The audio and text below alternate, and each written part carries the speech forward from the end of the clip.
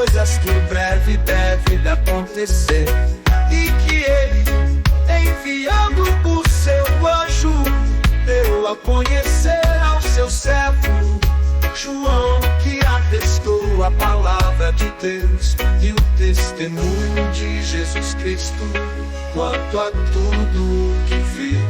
Bem-aventurado aquele que lê, e bem-aventurados aqueles que ouvem as palavras da profecia e guardam as coisas nela escritas, pois o tempo está próximo.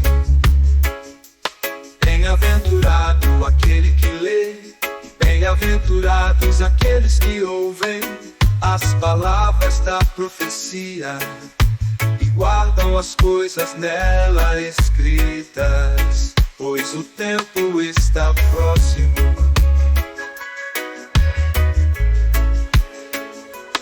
Bem-aventurado aquele que lê, e bem-aventurados aqueles que ouvem as palavras da profecia e guardam as coisas nela escritas, pois o tempo está próximo.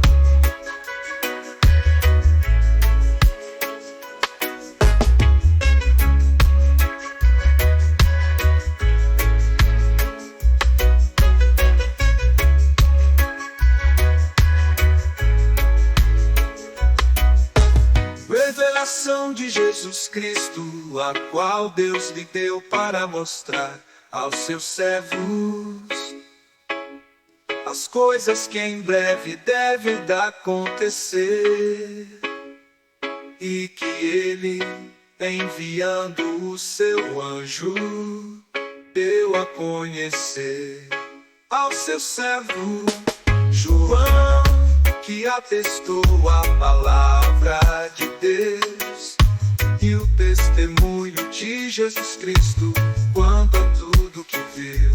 Bem-aventurado aquele que lê, e bem-aventurados aqueles que ouvem as palavras da profecia e guardam as coisas nela escritas, pois o tempo está próximo. Pois o tempo está próximo.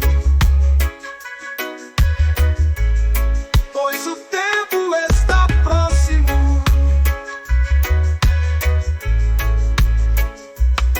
Pois o tempo está próximo.